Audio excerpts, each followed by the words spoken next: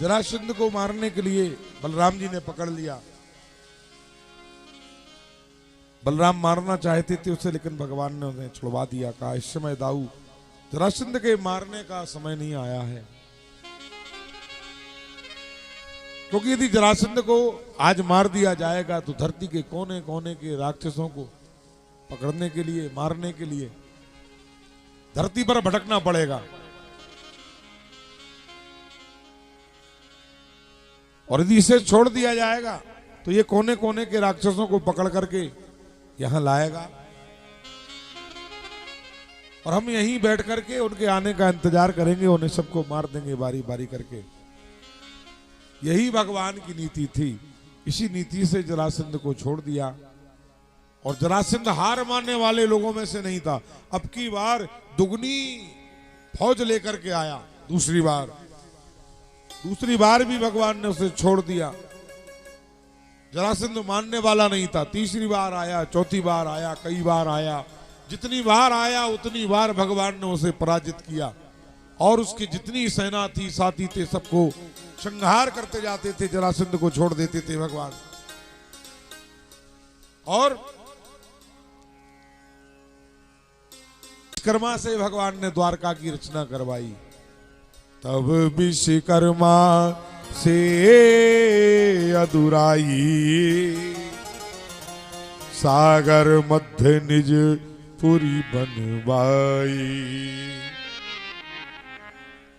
विश्वकर्मा से रघुराई यदुराई, सागर मध्य निज पुरी बनवाई। सागर के मध्य में एक सुंदर पुरी बनवाई। 100 योजन सागर के अंदर सुंदर एक नगर बसाया गया जिसका नाम था द्वारिका। द्वारका क्यों इसका नाम पड़ा? सोते हुए सारे आदमों को भगवान ने योग माया के द्वारा वहां पहुंचाया। किसी को पता ही नहीं पड़ा कि कब मथुरा से द्वारिका में आ गए। सवेरे लोगों को द्वार नहीं मिला। ऐसी विचित्र नगरी थी कि जहां द्वार दिखता था वहां द्वार होता नहीं था, और जहां द्वार होता था वहां द्वार दिखता नहीं था, और जहां द्वार दिखता था वहां होता नहीं था। लोग चिल्ला रहे थे द्वारिका द्वारिका के, द्वार कहां है भाई, द्वार कहां है? ब्रह्मा ने एक ऐसा घोष जब ऊपर सुना द्वारका, तो बोले आज से इस नगर का नाम द्वारिका ही होगा। उसका नाम द्वारका हुआ। नीलम मणिया, सुंदर नाना प्रकार के रत्न वहां के गलियारों में बिछाए गए, लगाए गए।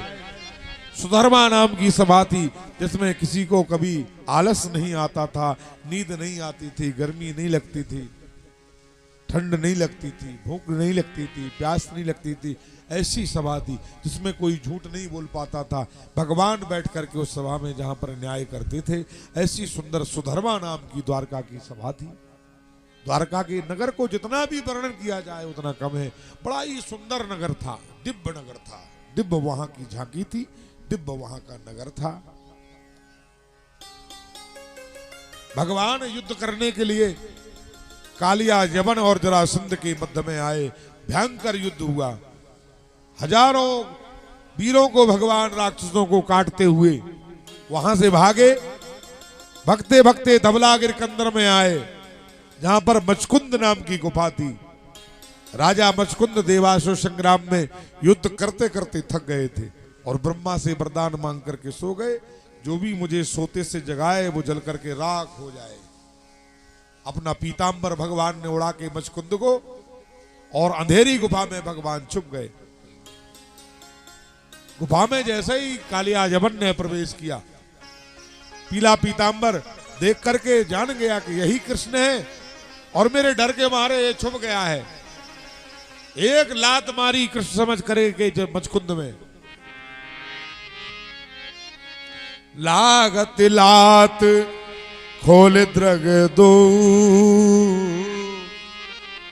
कालिया यवन तुरंत जल गए। कालिया यवन तत्काल ही जल गया। आंखों से आग निकली मचकुंद की, जल करके भस्म हुआ।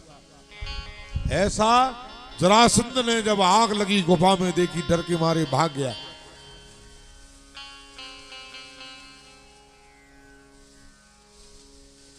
और भगवान ने मचकुंद का उद्धार करके निज लोक पहुंचाया। और भगवान द्वारका में आए। कुछ दिन ही हुए थे भगवान को द्वारका में रहते रहते कि रुक्मणी जी का विदर्भ से पत्र आया। और भगवान रुक्मणी जी का हरण करने के लिए जाते उसके पहले बड़ी चिंता हुई भगवान को। एक क्या चिंता हुई भगवान को? क्योंकि बड़ा भाई अभी विवाहित नहीं था और छोटा भाई विवाह कर ले, ये मर्यादा नहीं थी, धर्म नहीं।